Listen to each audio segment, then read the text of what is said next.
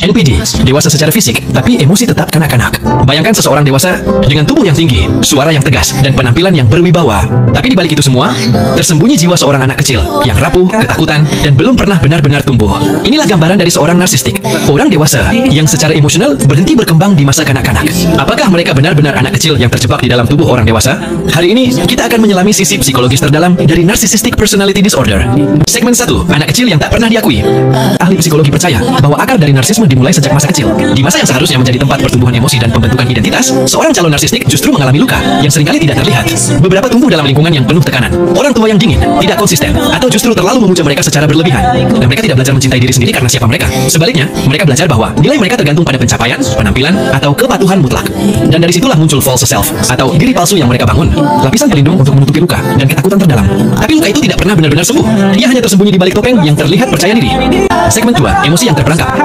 Bayangkan seorang anak kecil yang ditolak, disalahkan, atau diabaikan saat ia sedang kesal atau sedih. Anak itu mungkin belajar bahwa menunjukkan emosi adalah hal yang berbahaya. Dan untuk bertahan hidup, dia menekan perasaan itu jauh-jauh ke dalam. Sekarang, bayangkan anak itu tumbuh dewasa. Tubuhnya membesar, perannya di masyarakat berubah. Tapi kemampuan emosionalnya tetap sama, seperti anak kecil yang dulu takut ditolak. Inilah yang kita lihat pada banyak individu dengan NPD. Mereka bisa marah seperti anak kecil saat tidak mendapatkan apa yang mereka mau. Mereka bisa merajuk, menghilang, memanipulasi, atau balas dendam kecil. Karena mereka tidak pernah belajar cara dewasa untuk mengelola emosi. Segmen 3, dunia harus berputar mengelilingi mereka. Anak kecil memiliki kecenderungan alami untuk bersifat egosentris. Mereka belum bisa memahami bahwa orang lain punya perasaan dan kebutuhan juga. Itu normal dalam masa kanak-kanak. Tapi pada NPD, pola ini tidak hilang. Mereka tetap percaya bahwa dunia harus memutar di sekitar mereka. Bahwa perhatian, pujian, dan kontrol adalah hak mutlak mereka. Mereka mudah tersinggung jika tidak menjadi pusat perhatian. Mereka marah jika seseorang berbeda pendapat. Mereka cemburu jika orang lain mendapatkan sorotan.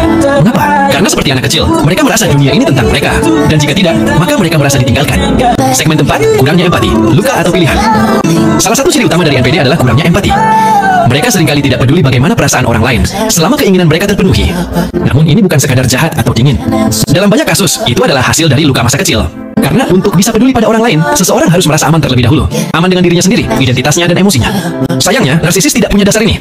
Mereka belum pernah benar-benar mencintai diri sendiri secara sehat. Mereka masih sibuk melindungi anak kecil yang terluka di dalam diri mereka.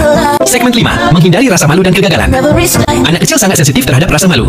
Satu kata kasar atau kritik bisa membuat mereka menangis dan merasa hancur. Hal serupa terjadi pada seorang narsistik, hanya saja bentuknya berbeda. Alih-alih menangis, mereka menyerang balik. Alih-alih mengakui kesalahan, mereka menyalahkan orang lain. Alih-alih menunjukkan rasa takut, mereka berlagak superior. Itu bukan kekuatan, itu perlindungan. Mereka tidak bisa menerima gagasan bahwa mereka salah. Karena di dalam, mereka merasa bahwa salah sama dengan tidak dicintai.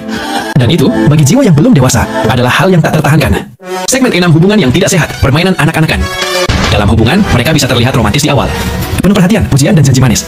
Tapi seiring waktu, pola asuhnya mulai terlihat. Permainan tarik ulur, silent treatment, drama, manipulasi. Ini bukan hubungan dewasa. Ini seperti permainan kekuasaan anak kecil yang ingin selalu menang. Jika mereka merasa terancam atau tidak dikagumi, mereka bisa menghancurkan pasangannya tanpa rasa bersalah. Karena dalam pikiran mereka, kebutuhan mereka lah yang paling penting. Segmen 7, tapi apakah itu membenarkan perilaku mereka? Pertanyaannya sekarang, kalau mereka hanyalah anak kecil yang terluka, apakah kita harus memaklumi dan memaafkan semua yang mereka lakukan? Jawabannya tidak. Memahami luka mereka bukan berarti membenarkan tindakan mereka. Setiap manusia bertanggung jawab atas dampak dari perilakunya. Tidak peduli seberapa dalam lukanya. Bayangkan seseorang yang membawa senjata karena trauma masa lalu. Itu menjelaskan mengapa dia membawanya, tapi tidak membenarkan jika dia menyakiti orang lain dengan senjata itu. Demikian pula dengan narsistik. Luka masa lalu mereka bisa kita pahami, tapi kita tetap perlu menjaga diri. Segmen 8, apakah mereka bisa sembuh? Bisakah narsistik tumbuh secara emosional? Bisakah anak kecil di dalam mereka akhirnya dewasa? Ya, jawabannya mungkin, tapi sangat sulit. Perubahan hanya bisa terjadi jika mereka 1. Mengakui bahwa ada masalah. 2. Bersedia menghadapi rasa malu dan luka lama. 3. Mau menjalani terapi secara jujur dan konsisten.